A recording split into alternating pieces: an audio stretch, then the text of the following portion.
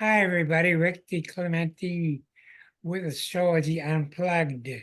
Nice to have you join us again tonight.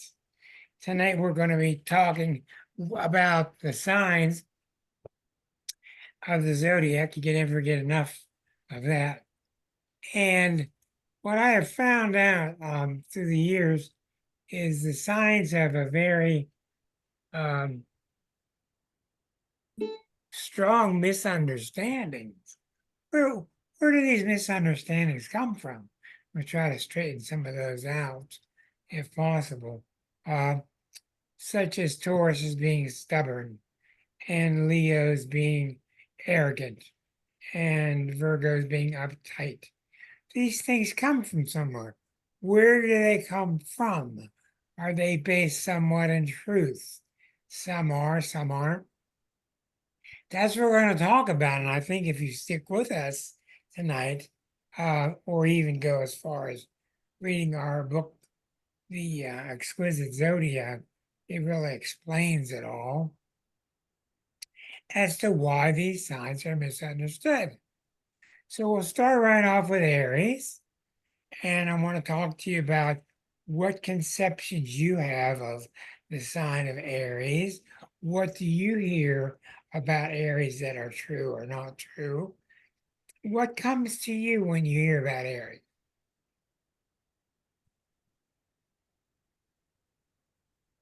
Misconception, people say Aries is selfish. Mhm.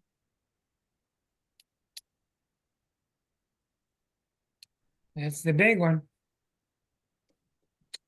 Well, what I found, and I found that a very hard chapter, the first chapter to write in the book, very hard to do because there is a big difference between being selfish and self-oriented. It really Correct. is, and it's not BS. Some Aries are very selfish and very uncolorful, and that's a real drag, but that's not the case with most. Most Aries people are really pretty pleasant. Oh, yeah. They're going to get you motor mouthing, they're going to get you going real strong, they're going to get real hyper and real dynamic. That's very common. But the thing about Aries is, and this is something that's very hard to understand unless you is one, they have to test themselves. They're here to test themselves. The other signs don't have that feeling, that need. And Aries has the need. And if you walk around Aries and listen to them, they'll tell you constantly, "Ooh, look what I just did. Ooh, look at that. Look what I just did. Ooh, look what I just did. Ooh, look what I just did." Uh, And to us, non-Aries, it's not a big deal, but to the sign of Aries, it is a big deal because that's the first sign of the zodiac. And you got to remember, think about what it would be like to be the first sign. And when you're the first sign, you want to attempt things, you want to try things, you want to test yourself out here and there. That's why Aries are very famously known for one-upping you. You say something, they gotta one-up it. Hold on, I gotta get the air conditioner straight. Uh, well, I found out that it's very common for Aries to do that. Somehow Aries do get the misinterpretation, the misconception that if they appear to be one-upped, that they have to one-up. And it's all a myth. Just because I rode a bigger horse than you rode on Saturday doesn't mean I'm better than you because my horse was bigger. But it's just a natural part of Aries, which is to expound upon what they did. Now, I'm always giving you that very simple example from my book. When my son was very little, he was about 4, and he took a nail and a board and he pounded the nail into the board. And there's the board with the nail sticking out. And what's Dad say? Oh, wow, look at that. You did that all by yourself. And he's going, yeah, look, look, look, look, look. That's what Aries is about. I'm not trying to belittle the sign. Certainly, they're made for much bigger things. But Aries are adventurous. They want to try things. Other Yes. signs don't have the feeling of adventure like Aries do. And when they do, they want to show it to you. They want to show you what they did. Ooh, look what I did. Ooh. And to them, it's a big deal. It's never, may they leap before they look. That ain't going to happen. I have several women Aries friends, and I admire them because they really go for it. But what you said, what I'm sometimes really unnerved is the one I did. I did this. Oh, I accused it. I did. I. Yeah, that's true. And that can be their demise. That can be their Yes, downfall if people don't want to hear it anymore. It can but, be. but they go for it, and I admire that. That's Really. exactly right. Now they go for it, and that leads to other problems, which is are they cautious enough? Are they too cautious? That's the real big deal with the sign of Aries. But the thing about Aries, and you guys can't understand it if you're not one, to an Aries, they're a big deal. They're a big deal to themselves. And a lot of us, non-Aries, get used to it, take it for granted. When you're the first sign, you're not taking things for granted. You are first for a reason because you're supposed to be first. Now, this thing about one-upmanship does get old. It gets very tiring. It does cause a lot of grief for them. And Aries really do need to activate that opposite sign of themselves, which is always the sign opposite to the zodiac, which is the sign of Libra. And the reason they need to activate Libra is they need to activate, it's not just me, it's me plus you. It's not just me in this room, there's me plus others. So once they start to learn that, they become bigger and fuller. Now, I was having a very interesting time yesterday pre-thinking this, and I got to the sign of Taurus. And Taurus is known as being greedy sometimes, selfish, usually very mellow, very nice, very smooth, very stubborn. So I start thinking a lot about that. Well, and Aries has to come down to earth. Eventually, it's going to run out of fuel. And when it comes down to earth into the second sign of Taurus, it has to plant itself. Planting itself is a big deal to Taurus.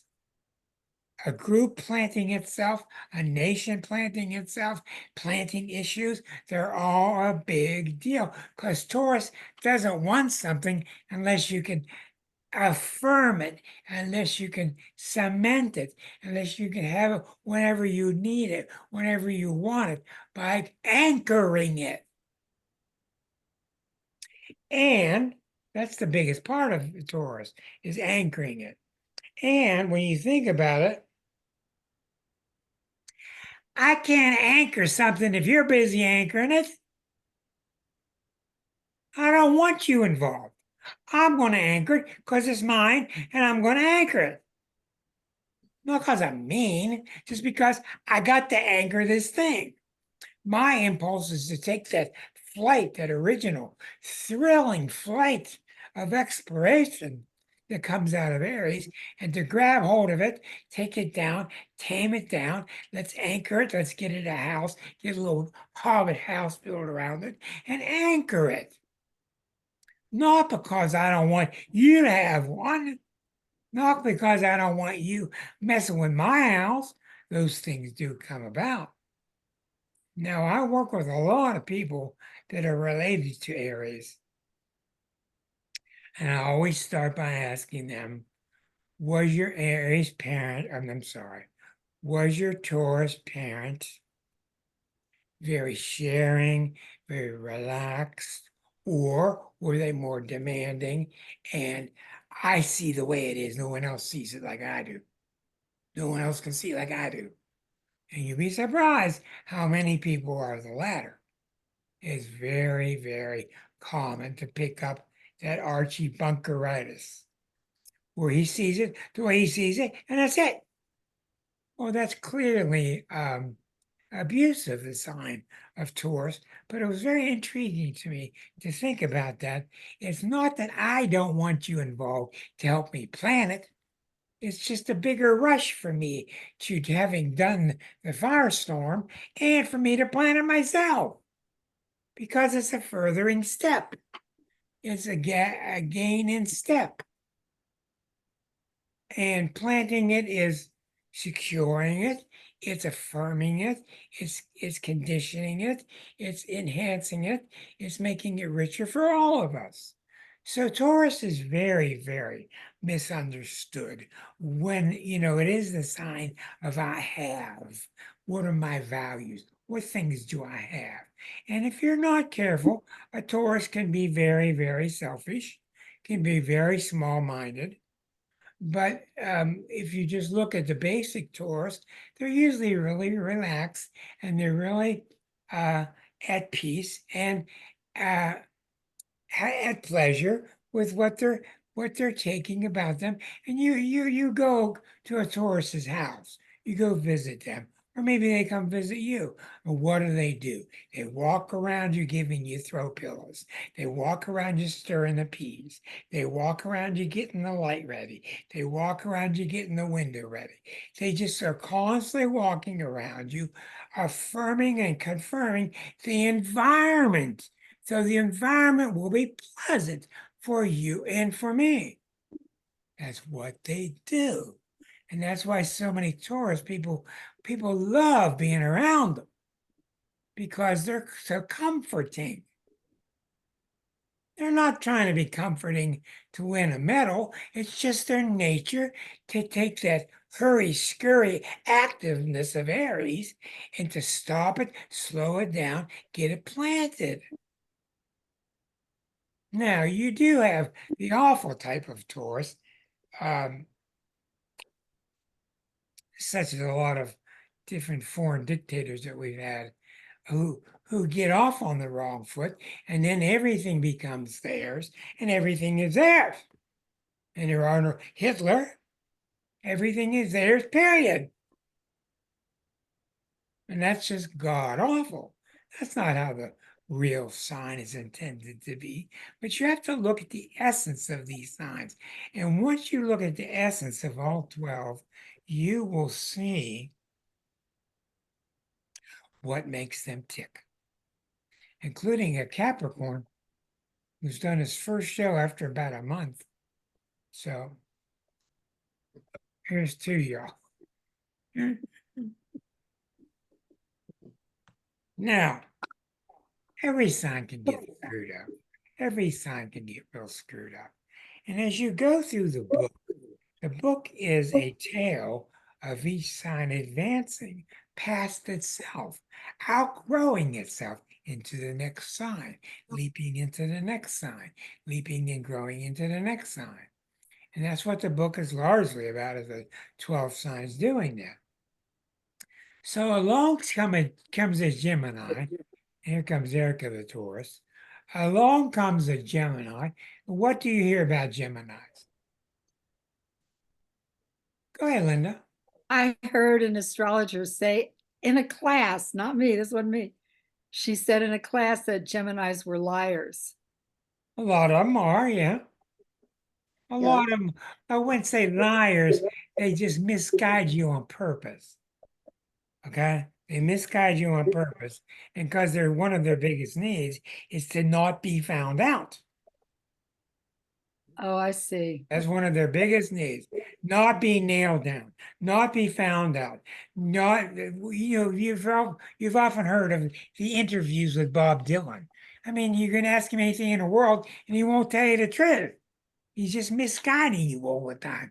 He's the jester, okay? And they can take it too far. But liars, I think it goes too far. What else do you hear about Gemini? Curiosity. Curious, Curiosity. very curious, yeah. So the Gemini is born with this sense of what's on the other side of the fence. It's really that simple. Ooh, look over there. Ooh, look over there. And when they do that, they get very tired and bored with what's here, and they want to go over there. And this is the sign that gets bored faster than anybody. Somebody keeps typing to me, and I'm sorry, I just don't have the time to read your text. I have to be busy thinking what I'm going to say. So Gemini is obsessed with gathering information and spreading it out, gathering data and sharing it. Now, what happens with them? They're not a deep sign. They're not made for depth. They don't like to spend their time deep underwater. They want to come up for air, go try the next thing. Come up for air, go try the next thing. That's just how they're built. And when you're all said and done, they have scattered their knowledge everywhere. They have seen everything, but their Johnny Appleseed has just been spread everywhere, and they become an encyclopedia of knowledge.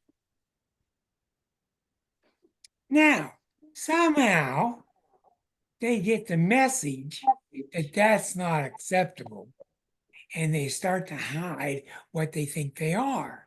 They start to become embarrassed by what they are. They start to try to escape what they are. That's not what I said. I said this.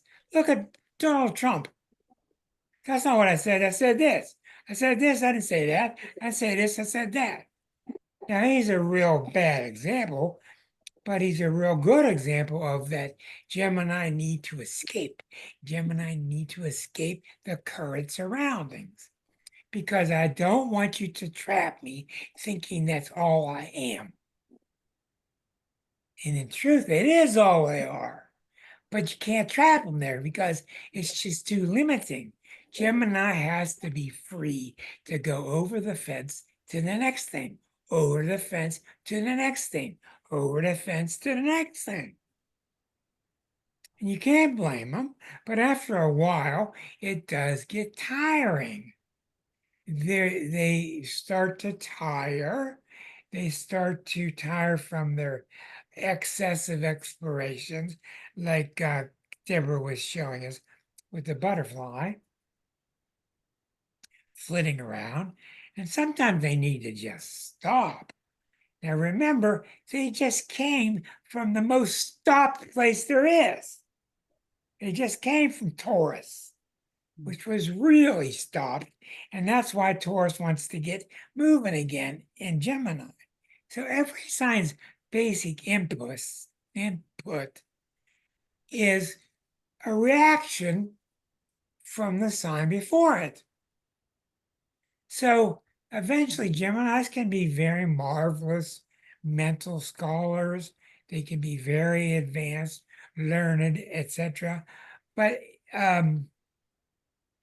what they don't do is they don't want to stop and take a position on something. They're not going to take a position. Number one, they're not capable of doing it. They're not ready to take a position. They don't know enough yet. But number two, they don't want to admit that. This is the real problem with Gemini. They don't want to get hung up on I can't take a position because I'm not ready. But you look at the Geminis around you who won't take a position, who keep changing the subject on you, etc., etc.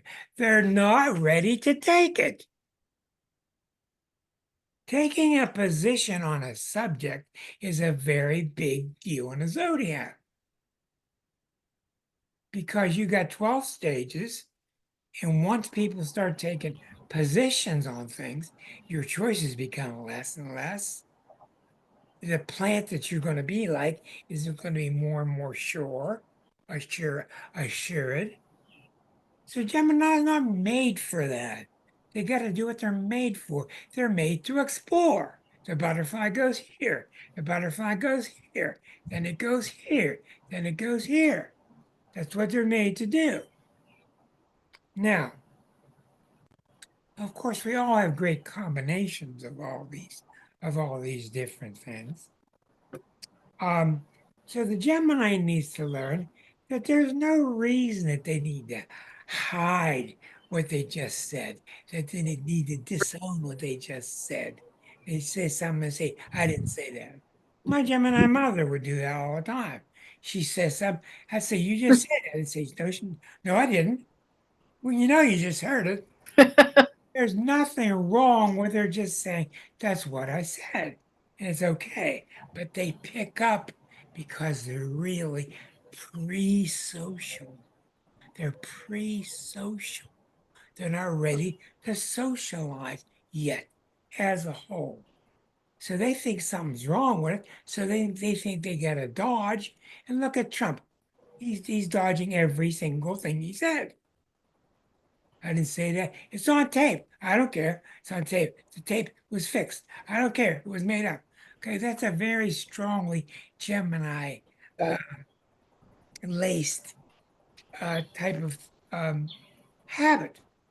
Now, you'll notice you're going 1, 2, 3, 4. Aries gets the fire going. Taurus comes down, gets things anchored. And Gemini is bored with just being anchored, so it has to explore its surroundings. So exploring your surroundings, like in the local neighborhood, that is Gemini. Exploring what's going around you in the local neighborhood is Gemini. Okay, but after a while, even that gets tiresome, and the soul starts to long for the nest. And that's the fourth sign. And that's where Cancer comes about. Cancer's all about the bottom of the zodiac, the nesting, the concentration on the children, the growing the family, and they're not that interested in keeping exploring anymore. You guys already did that. Why'd you do it all? You did it all so we could secure our place. We could secure our place in the world. So, as the Cancer's very unusual sign, very, very complex, maybe the most complex there is. I've given a lot of thought to it. Cancer needs to get anchored very much like Taurus does. And that's why you find Taurus and Cancer together all the time. They're always together.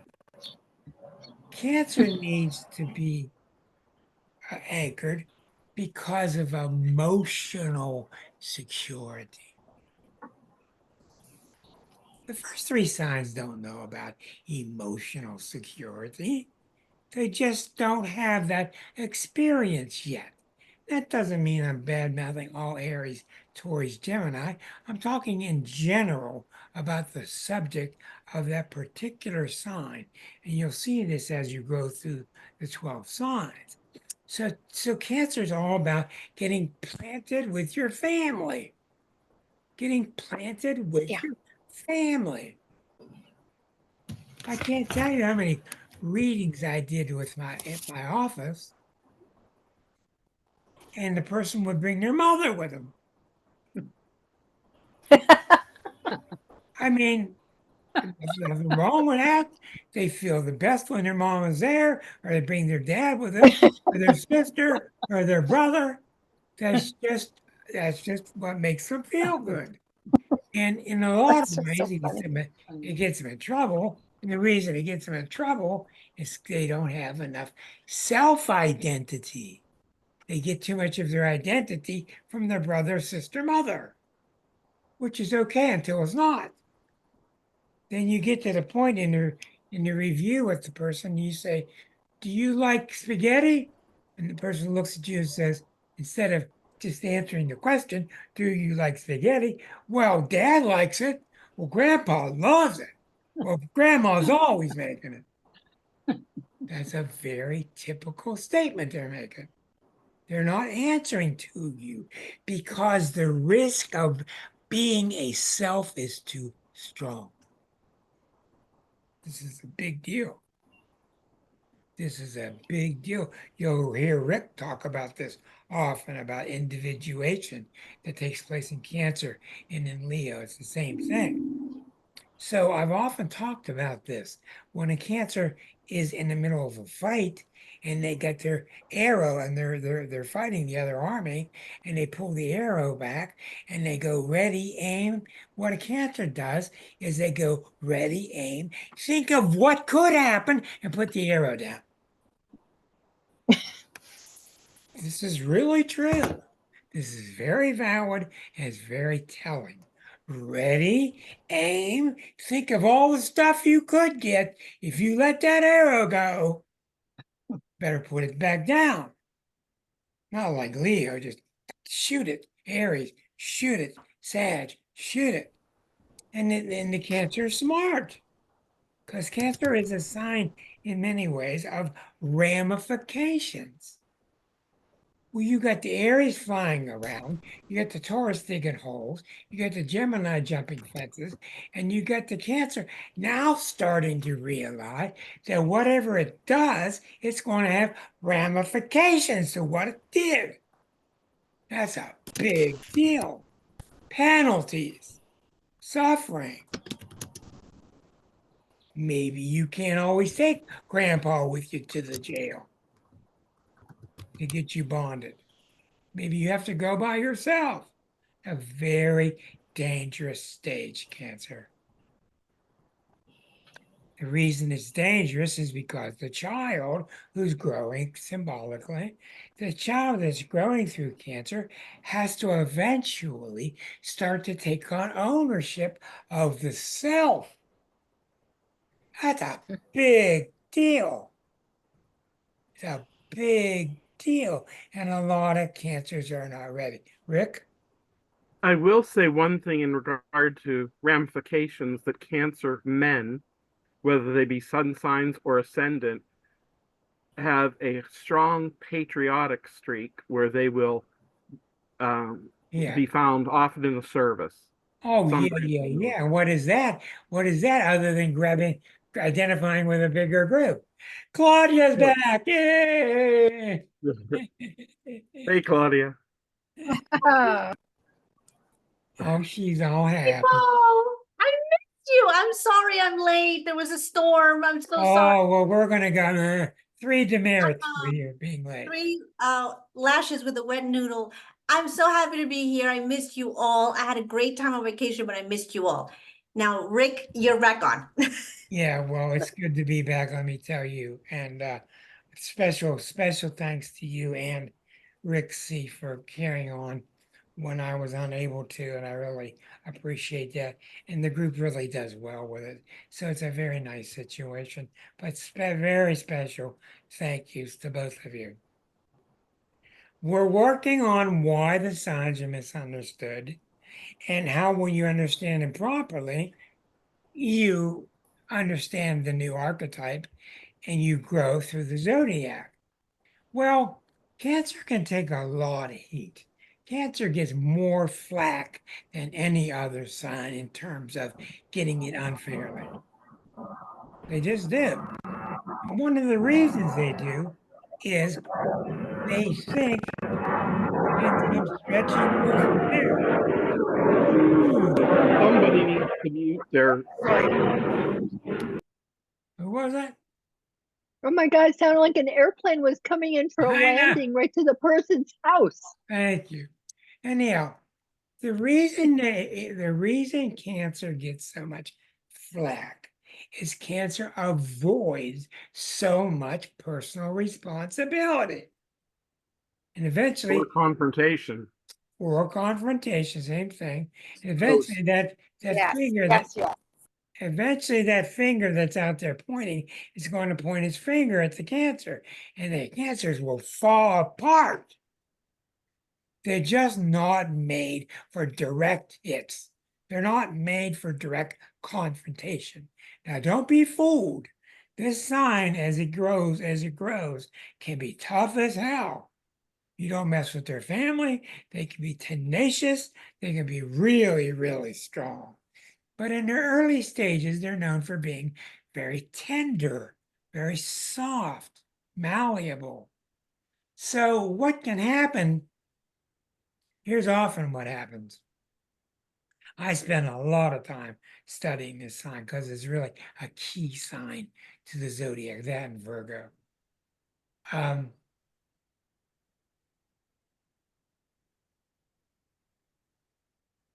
as they grow older, they start to realize, I'm tough enough to handle this. I don't need to hide in the crowd anymore. Well, I can handle this. I can handle that.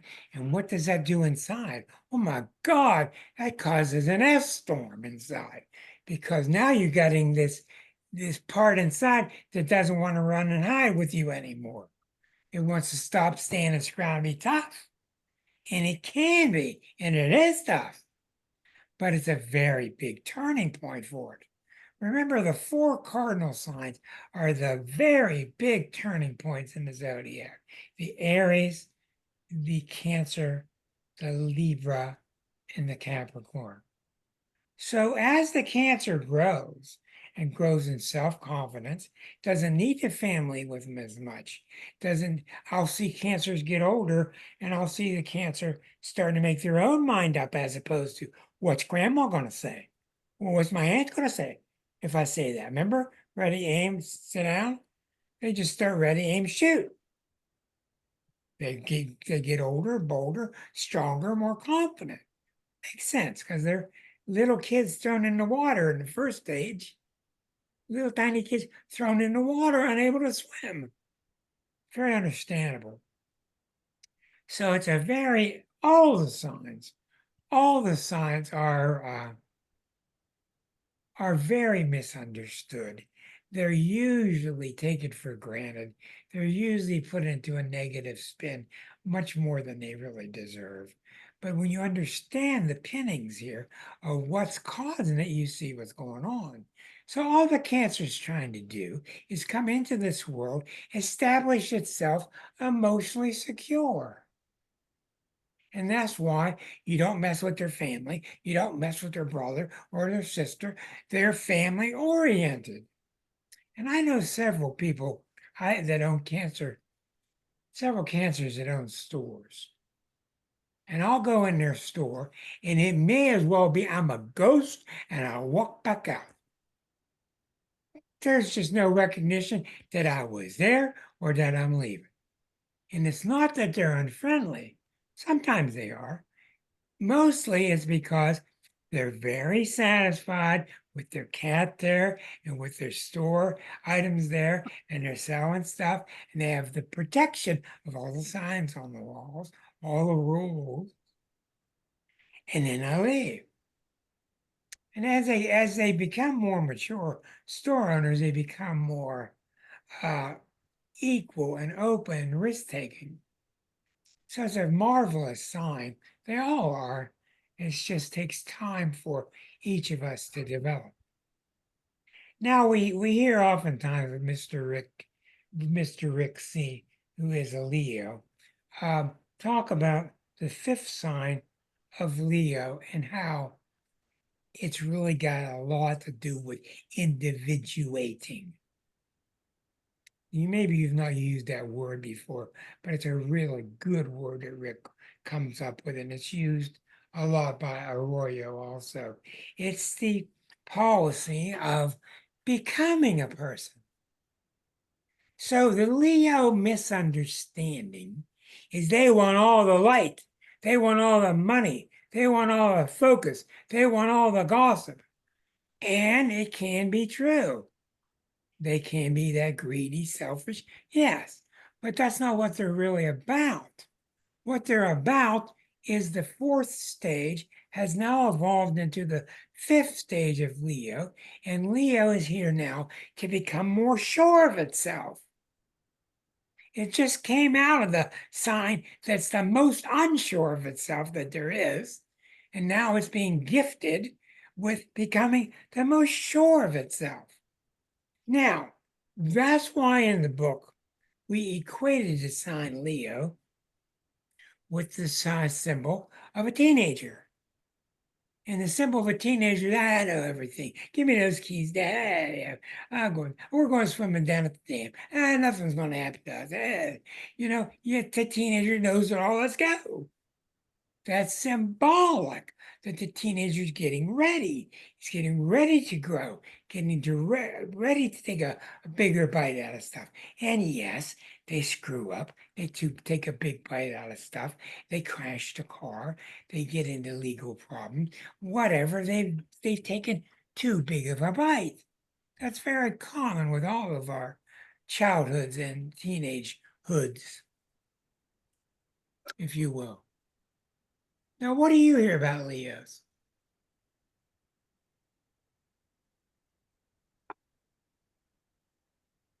A 1 and a 2. Anybody? What do you hear about Leos? What's a common refrain? They fight to the death with Scorpios. Oh boy. I'm getting out of that one. Sorry. Now They you don't want to need to be be sorry, you just need to defend it. I can see I what can say I can own that there are frictions there at times. well there can be, yes, they're both very stubborn. But Oh, they're committed too. huh? Each of them are very committed to their path. Oh yeah. Oh yeah, yeah, yeah. Yeah, it's called fixed sign. But Yeah, they want to, exactly. Now, yeah. who Leos are had that? confident. What? They always come across as very They confident. come across as confident, but Yeah. are they confident? No. Okay, yes and no. That's why Yes. when you look at a lot of our leaders, we tend to follow leaders who seem confident. Right. We'll buy anybody selling some apple pie and the American flag if they seem confident. Oh, I want to follow Trump. Look at the butt kicking he does. He kicks butt everywhere. He's not a problem. Yeah, but did you hear these facts and these facts and these facts and those facts? I don't care about the facts. He knows what he's talking about. Okay, so what happens in these signs? All 12 of them. The difference between being confident and seeming confident. And that's a real big deal. So the sign and the experience through which Leo is to grow, its charges while it's in that fifth stage, is to take on more challenges. See how I did? See how I succeeded? That's why they need the limelight. They need the limelight to say, look what I did. Look what I did. I took Dad's car out. I went downtown. I did this shopping, came back. Car's fine. See what I did? That's a big deal to a young teenager. It's a big deal. You see what I did. You see what Rick, I did. That's the teenager growing up. That's a healthy teenager growing up. Now, the unhealthy one just can't get enough. You just cannot give them enough accolades. It's just not enough. Just not enough. And I've gone as far in the book as to say, and I really believe this, that the Leo is the sign that believes that the universe is finite. I really believe that. There's so much money, there's so much applause, there are so many neighborhoods, there's so many good looking women, there's so many nice houses, there's only so much money, And I want that for me. It's a myth, of course. It is not limited, it is not finite, but that's what can happen. So that's why when you take all these signs and you brush away the excess that comes about with them, they're all shining examples. You have the Aries with its shining innocence of, wow, look what I did.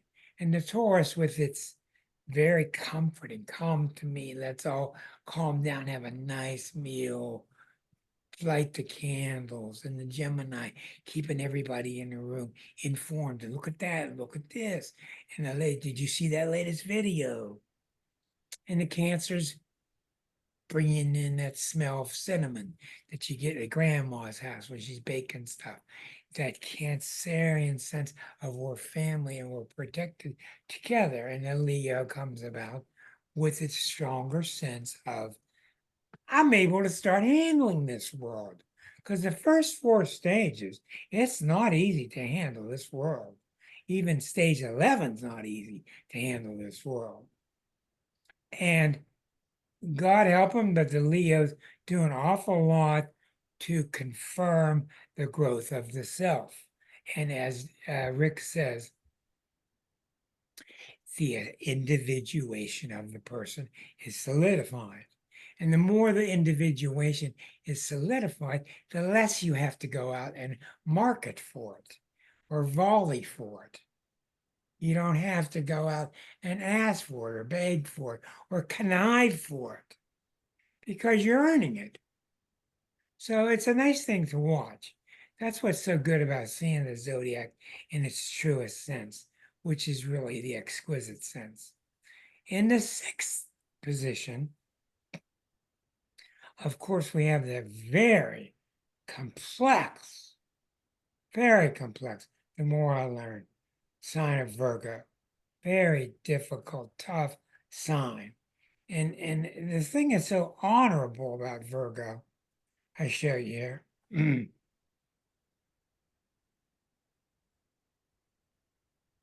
Let me get back to it here.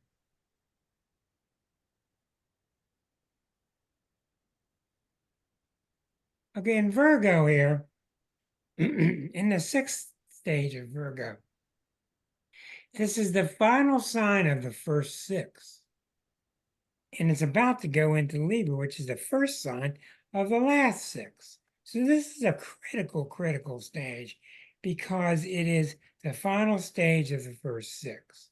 Now, one of the things that's really important about that is the buck stops here. First sign, second sign, third sign, fourth, fifth. These signs are full of excuses. They're full of making excuses. I didn't do this because of that. Didn't do this because of that. Didn't do that because of that. Well, you know, I could have used some of that. And 6 comes along and the Virgo says, stop. I didn't get it done because I didn't get it done. And I should have got it done. It's a tough sign. No more excuses. That's a very big bite it takes out of the apple. So in the Virgo stage, it's very honorable. You know, not only do you have that honorable virgin symbol of purity in the Virgo and the tendency to be truthful. You'll very seldom ever see a liar that's a Virgo, very, very rarely. But the Virgo's owning itself. It's owning what it just did, what it's about to do. And that's why so many Virgos can't stand it when you compliment them. They just can't stand you complimenting them. They don't want to hear it. I don't want a compliment. You're going to screw me up. Just don't do it. And Capricorn's the same. So Capricorns and Virgos end up with not getting any more compliments because they've eschewed them so much. But the Virgo sense is, I'll do it on my own. Virgo people really respect self-made people. They just really respect it. Now, in the long run, Virgos are much better off. In the long run, they're much better off if they would share a little bit, allow themselves to be the hero, allow themselves to be complimented. Get up in front of the crowd and take a bow and accept it. It would really help them because they're not robots and they really expect themselves to be robots. If you everybody keeps on typing, I'm telling you, I just don't have time to read what you're typing. So I apologize, and I'm just going to carry away verbally. So Virgo's tough. They're made for no apologies. They're made for no excuses. They're usually made for being the very best at what they do. They're just damn good at whatever they do. They're sure of themselves and they're usually right. And remember, Virgo has to polish up what happened in Leo. Leo's the fifth stage out of six. And the fifth stage is, hey, the self is coming together. The self is coming together here. Now, we're not going to let it have any good strokes. So what's that going to do? What kind of shoe shine you going to get when you slap all the stuff on there, but you can't shine it? So you need to let the shine happen. Let the shoe shine happen. But what happens with Virgo is they're afraid that they're going to resume the Leo arrogance. They're afraid they're going to recoil into that, oh, I'm getting more attention from myself. And they're so naturally built to not do that anymore.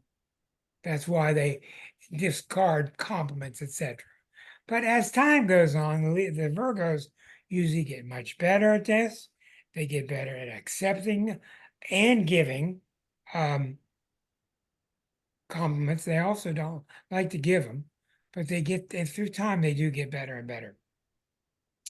So you have a very critical, huge stage that takes place in the seventh stage of Libra. Very big deal, because it is your third cardinal sign of the zodiac. The cardinal signs are the big deals. Now, what do you guys hear that are misnomers about Libras? People pleaser. People pleaser, that's right. That's right, yes. They don't know how to be alone. They don't know how to be alone. Yeah. There's another good one. They don't want to be alone. They don't like being alone.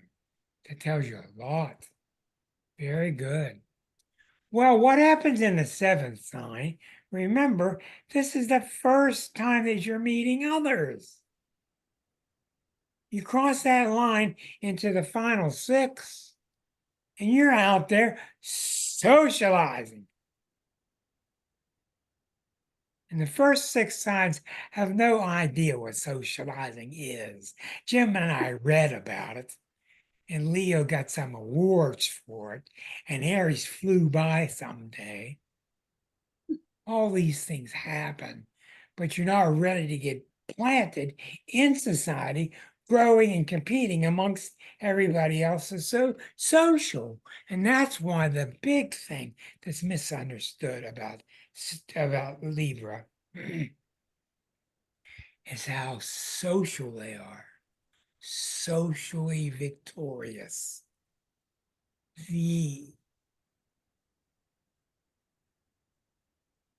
The scales are not about balance. Balance is secondary, tertiary.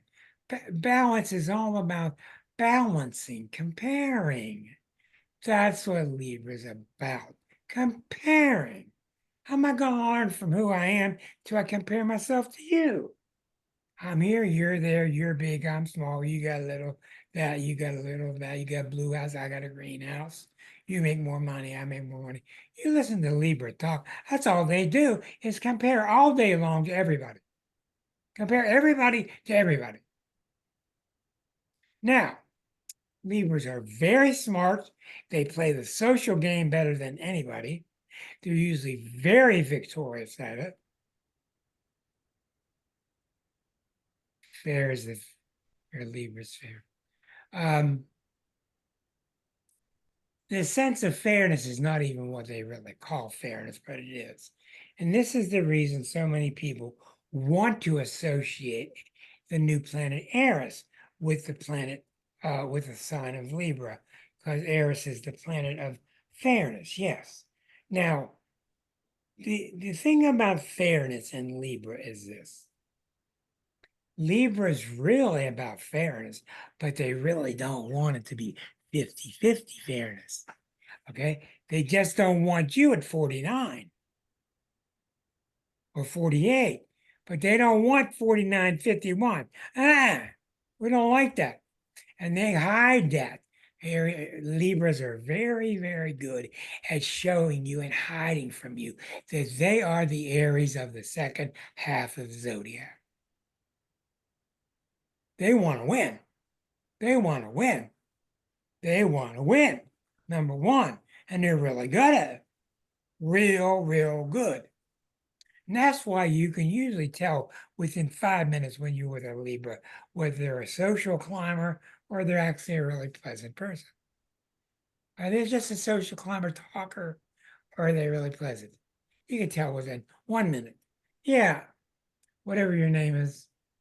So Libra has always really been a little harder for me because like you just said, are they a social climber or they're genuinely a nice person? And it doesn't mean that it has to be that black and white. But what I do observe about them more and more, the more I get to know Librans, they have an agenda. They got an agenda. Yeah. You doggone right. And what Yeah. sign is next?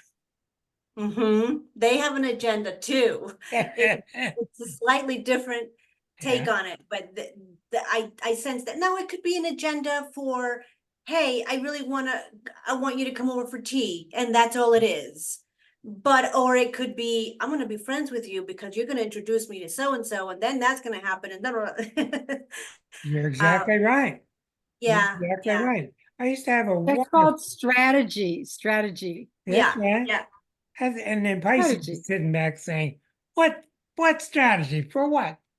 I used to have a wonderful boss's wife who was a Libra woman, just the classiest woman you ever knew. She was just beautiful in every way. But she would get with me at parties and she'd be shaking my hand going like this. You know, she'd be doing this stuff, getting ready to make a social jump past me to somebody better. Mhm. And I would call her out on it and she would laugh. And it was true. It was just her nature. But she was one of the really, really wonderful ones. But you got to remember what's Libra trying to do? It's trying to secure itself and live amongst society. That's a big deal to walk into this big party and the doors open and the lights hit. And now we have Mr. DiClemente here and all the lights are on you. You don't know how you're going to do. Are you dressed stupid? Do your socks match? You don't know what you're doing. And that's why Libras put so much importance on having a career that is honorable, a career that makes them money, having them nice houses, almost always marrying somebody beautiful. Almost always, 98% of the time, even to the point where there might not even be that much feeling there. Sometimes, a lot of the times. Libras always marry somebody beautiful because they want to be surrounded by beautiful flowers, beautiful couches, beautiful people. And that's why you will find when a Libra gets divorced, it's unbelievable how they can do it overnight. They're just over it. Which tells me the Libra marriage wasn't that deep to begin with, which is understandable because the next sign is Scorpio. All the signs can't have everything, but Libras are really winners.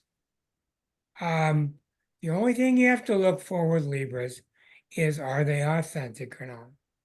Are they authentic? Did they really mean what they said, or are they just trying to socially climb over you? Now, you go to the next sign. Now we're really getting intense. Let me show you here on the zodiac. Boy, it's good to be back in my Wizard of Oz buttons. And, I wasn't sure I had the energy. Liza said, just shut up and do it. You can do it. Well, there were some moments, let me tell you. Let me see here. Okay. In Scorpio, if I got this right, no.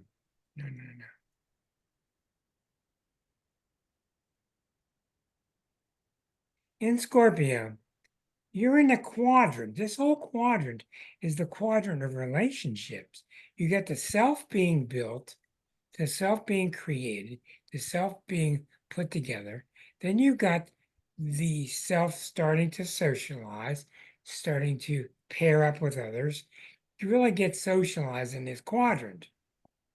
So what really happens here in the sign of Libra, you're really learning what's the proper way to be tactful with each other. That's why so many people for so many years put up with, he was the nature of the country, Johnny Carson being the Libra. He was the kind of the epitome of the way people treated each other. Polite, but funny. Very good example. But when you get the Scorpio, then what do you hear? Sarcasm. Sarcasm. True. What else do you hear? Oh, You don't hear anything. They ask you questions about you, and then they don't tell you anything about themselves. oh man, is that excellent? You got it. That's You the got it. statement of the month there. I don't know nothing about me. How about you? Where you keep your money? Well, I'm a Scorpio, and when people ask me about myself, I suddenly go blank. It's not like I intentionally don't Yeah, that's offer. It's like literally I go blank. I said, some Scorpio, oh, some do, some don't. That's true. yeah, Well, a lot of them are doing it on purpose because they're trying to get an upmanship on you through knowledge. Everything Oh. to Scorpios, my knowledge is greater than yours, and therefore I will win because I got more knowledge. But not Linda and a lot of the great Scorpios. They don't need that junk. But Scorpio is about I didn't get my jollies in that relationship. I didn't get my passion in that relationship. You could say sex. I didn't get my intimacy. I didn't get the warmth.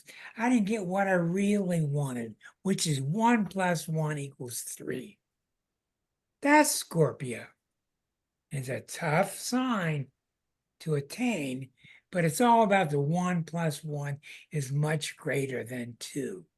right. It's hard to do, especially with 2 Scorpios. It's hard to do because it takes the ultimate in self-honesty and sharing. Very difficult. So, a lot of Scorpios get a very bad rap. No doubt about it. A lot of them bring it on themselves because they can be underhanded and hidden agendas.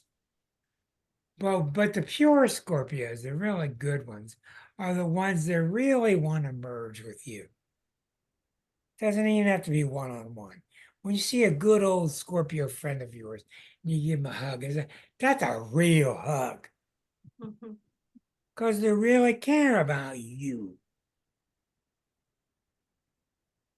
Now, the problem Scorpios have, and I'm watching a person go through this now. This person has based their life on 7 and 8, based their life on Libra and Scorpio. Everything is Libra, everything is Scorpio. And the guy just died.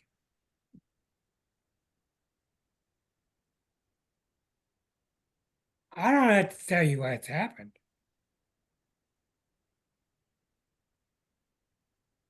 No matter how great he is, he cannot fill your hole in you as a being. This is the myth of Scorpio that they fall into.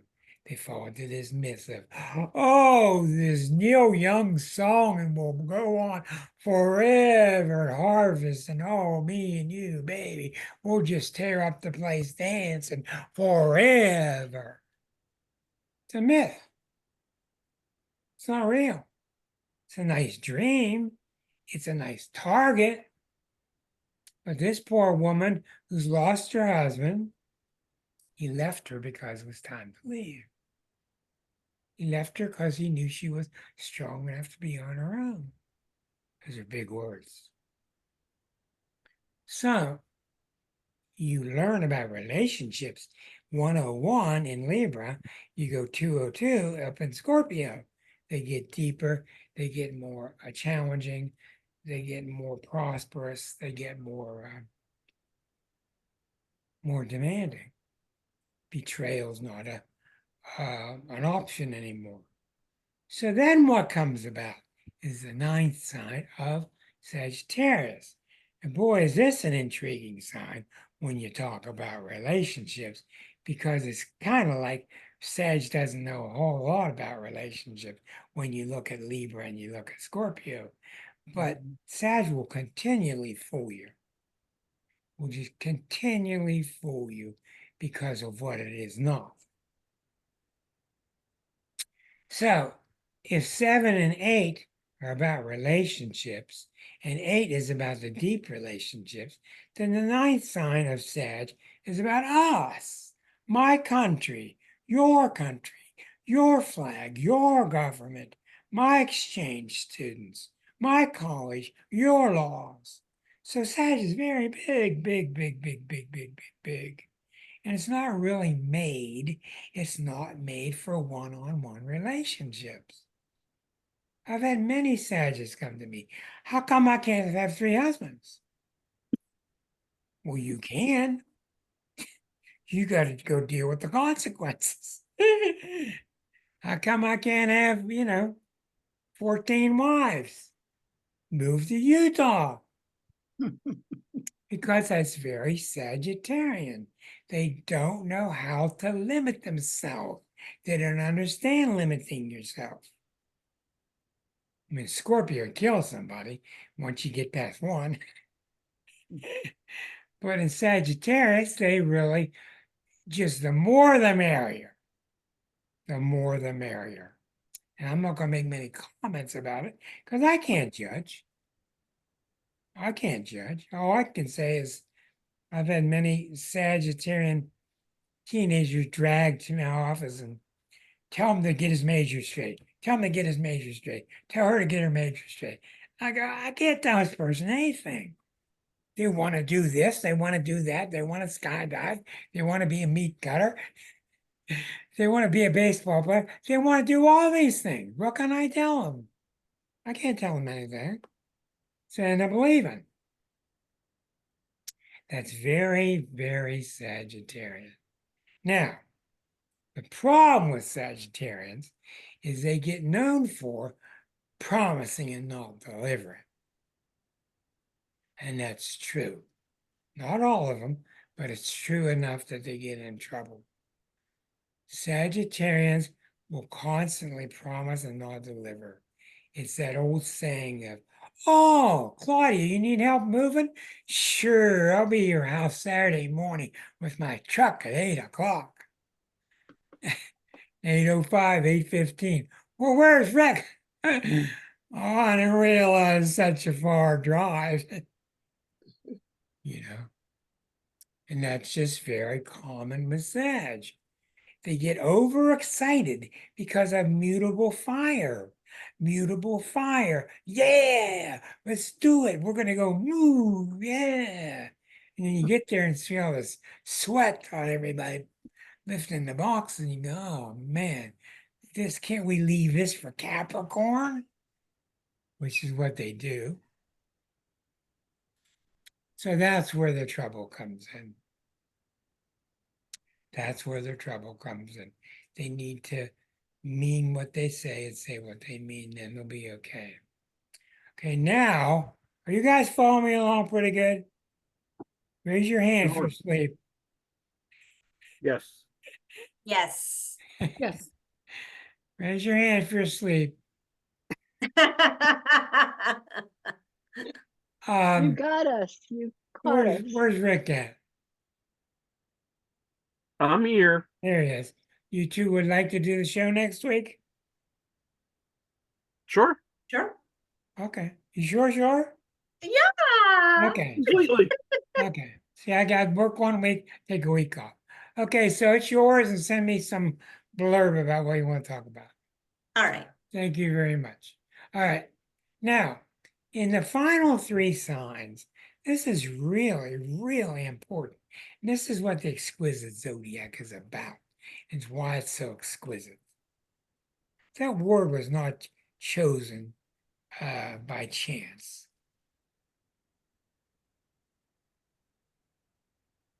In 10, 11, and 12, Capricorn, Aquarius, Pisces, these signs are all about me plus others, me plus the group, me plus everybody. A big deal. The zodiac has come a long way from number 3, where they're just jumping over the fences. A lot of things have happened. So, in a lot of ways, not that these signs are perfect, but in a lot of ways, 10, 11, 12 are about the other, making sure you're okay. Over in Cancer, making sure I'm okay in the family. Over in Capricorn, making sure the group is okay, the world is okay, my constituents are okay. In Leo, look at the things that I can do. Look at the things that I can express. See what I create? Opposite Leo, you got Aquarius. Look at what we can do as a group. Look what we can do as a group. It's awesome. So, in the 10th stage, Capricorn very often gets the misnomer of being greedy, small minded, selfish, narrow, ultra conservative. A lot of those things are true. What else have you heard about Capricorn? Determined. Very determined, yes. And they know they have to work for what they want. They That's want right. That's the right. highest, and they are willing to do the things That's for right. it. And that's because of their key word. And their key word is make sure. Well, when everything about you is make sure, you're going to be determined. You're going to get it done. Make sure it's right. Make sure. Okay. So when you're at work and you got work to do and you need it done perfectly, you give it to the Virgo. Okay, it gets it done. Perfect. When you got a job to do and you got to make sure the whole job gets done right, you give it to the Capricorn. And you give it to the Quality control. Is that Huh? quality control? Quality control? Oh, yeah, it is quality control, but it's take care at that level. I mean, Virgo's There's real. also a more global view the Capricorn has than the Yeah, Virgo. yeah, that's definitely true. Um, and the Virgo's really about quality assurance, getting it done. I'm gonna put my name on that. That sucker better be right. You know, Capricorn is not about that. Capricorn knows it's going to blow up on them if they don't. They want the darn thing to work. So a lot of times, Capricorn, what I find with Capricorn, I find a lot of the really negative things said about Capricorn are true. I really have. Surely many of them are not.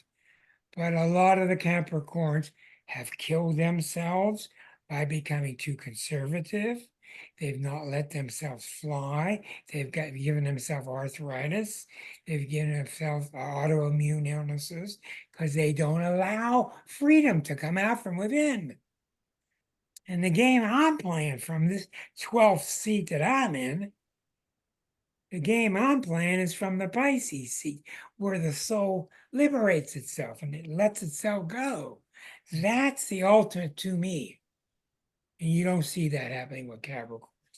Capricorns play it too close to the vest, too careful. It's just the way it is. Now, a lot of times as they get older, they become more sure of themselves. They become more jovial, etc., etc., etc. They can be wonderful people. They can be wonderfully generous people too. The trouble comes in with 11 because in Capricorn, so much of the self has been given up to only get to 11, which is Aquarius. And Aquarius is all about the self, man. We've done it all this time. Now we can be ourselves. And 10 is back there, has a distaste for that. 10 still is not comfortable with being ourselves. What do you mean be ourselves? We got to think of bigger than us, other people. So there's the problem. And 11, very important here. Aquarius turns around and faces back to Capricorn and says, why'd you do all that work? You don't have a self. Why'd you do all that busting your butt if you don't have a self to enjoy it?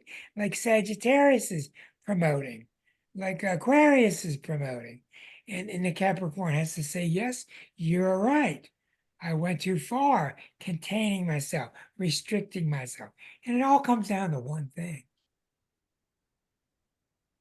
not trusting. That's the reason Capricorn has this trouble. Doesn't trust. Doesn't trust. When you gotta trust, you gotta let go. Aquarians let go. Sagittarius let go. You gotta let go and trust, whatever you want to call it. Then things flow nicely. You talk to people with illnesses, almost all illnesses are from rigidity, from being locked up, from not letting things flow, whatever. By the time you get to 11, Aquarius rediscovers this and says, yeah, that's right. And that's why we've been telling you all along, you got to be yourself. You got to be yourself. Well, this is really news to Capricorn. This is really news. Because this is really tough stuff. Because how can you be yourself and be sure at the same time? A tough question. How can you be yourself? Get on stage and just play whatever you want to play. But make sure you play it right. Can't do that. So it comes in the trust of you and spirit. And you knew you wouldn't get away with it forever. You knew that eventually this circle would complete by talking about spirits. Mhm. Because it just does, because that's how it is. And you've seen these beautiful musicians like James Taylor or John Prine or very superstitious Oh, Stevie Wonder. Stevie Wonder. You've seen these ones that are just free as a bird when they're playing, and they're blind. And his fingers are just fine and flapping, and there's just so much knowledge, inherent trust in what they're doing. And you see these other musicians who are so that's what it's all about. So hopefully in that 11th stage, you regain the trust and the appreciation for being an individual. But there's one problem left with the 11th sign. What is that?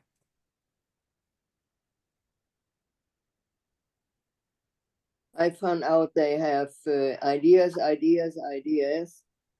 and new ideas, but don't get it done when they don't have Earth. They have That's true. Yes, yes. What else happens? What happens that goes amiss in the sign of Aquarius? Think about it now. You got hard brains here. Think, what happens amiss in Aquarius? They have trouble with intimacy. Yeah, they have trouble with intimacy. Sure. Yeah. Yes. And they're known for They're being, good at being in their head, but the heart is trickier. yeah, that's exactly right. And they're known for being aloof. That's exactly right. What is aloof? Aloof is distant. I'm friendly yeah. with you. I'm friendly, but we're distant. So what happens with Aquarius, where that aloofness comes in? This is a tough one for me because I haven't given it enough thought yet. The aloofness comes in because you don't trust. Hmm. If I really trusted God, when God told me that no matter what I do, I can let go and there will be bread and butter on my table tomorrow, then there's no problem. But if I don't trust that, then what? Control. Remember, Aquarians very much into control because they're very smart. They're way ahead of their time. They figure it all out themselves. They don't need other people. They're not dependent. But after a while, what happens is you end up with one Aquarian. When it's all said and done, you end up with one single, solitary, happy Aquarian. Now, how does that compare, I ask you, with the oneness of the universe? There is no comparison. The problem with this whole issue is you got to go to the Pisces to get the answer. And you're not going to get an answer from a Pisces. You're just not going to get it. You're just not going to get it.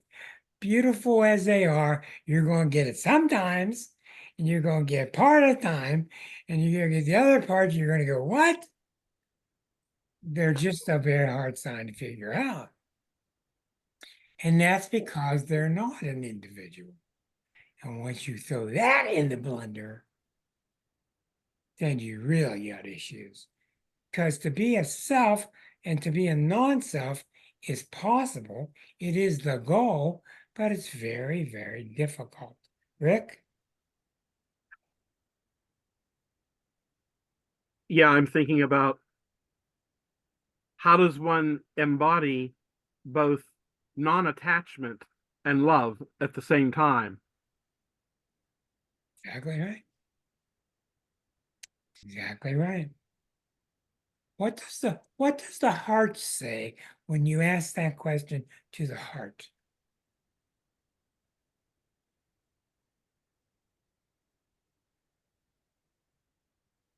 I love them all. Mm-hmm. Very good answer. Very good answer. I see no thing as separateness. Mhm. Very good answer, Renate. I love Yes, them but all. have a Pisces partner. You might not have him alone. Yeah. Yeah. Because Pisces is a true gift. It's the true gift to all of us. Doesn't mean it's the best. It doesn't mean they even understand it themselves. But I told you the woman came to make me spaghetti. She put the water on and then she left. I see. Man, that water's boiling a long time. Nobody here. Boy, she had the intentions. Mhm. Huh? There was some wonderful spaghetti that she intended, and she floated away somewhere. Yeah. That's a really, really beautiful, tough It's song. almost like they swim in the eternity of everyone on one hand, but on the other hand, they're in the next world and you can't reach them. You're exactly right. You're exactly right. My very good friend Michael Weir, who just died 2 weeks ago, who was on our show many times, the psychologist and the regressionist. He just died out of nowhere 2, 3 weeks ago. I was having a very unusual one-on-one Zoom session with him about 3 weeks ago before he died. And Michael was very, very much not himself. And he was very depressed from a relationship breakup and from other things. But I'm It always didn't help that his mom had passed recently either. what? It did not help that his mom had passed a couple That's months before. He was really depleted.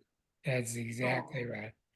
Well, what had happened to him, as I've told you so long, when you reach inside, there's nobody there.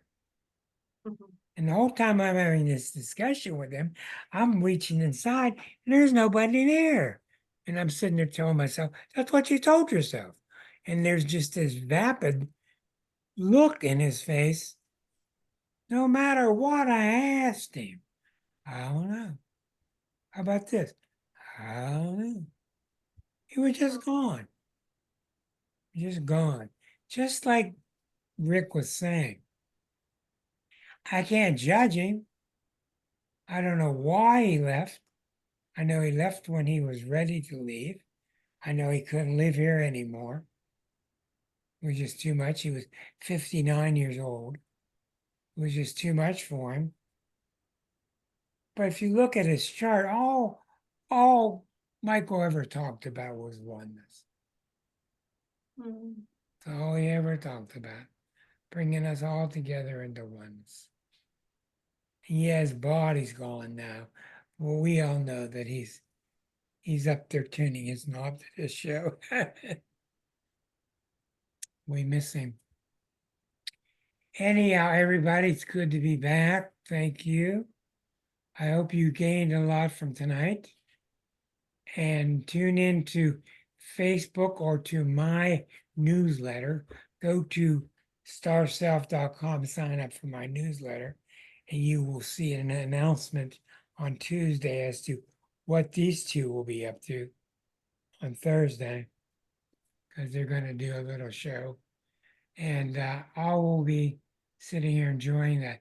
And by the way, since you've been off, Claudia, when we get time, I know you still have 2 shows in the can, which have not been mounted, which I want to show you how to do that. Yes. Okay, but I feel good. I feel victorious. It's great to be back. Happy Memorial Day weekend. Happy Yeah. Memorial Day to everybody. Chill out. And to Nice to see Diana everyone. and Anita and all the others that we don't see. Definitely. It's good to have you, Rick. Thank you, dear. So fantastic to see you looking so much better than you had sounded previously. I know there were some rough mementos. I'm glad to see you all too. Love you. See you next week. Much love, Good night, everyone. everybody. Good night, Bye. Rick. Good night, everybody. Bye-bye. Night. Hugs around. See you, man. Bye.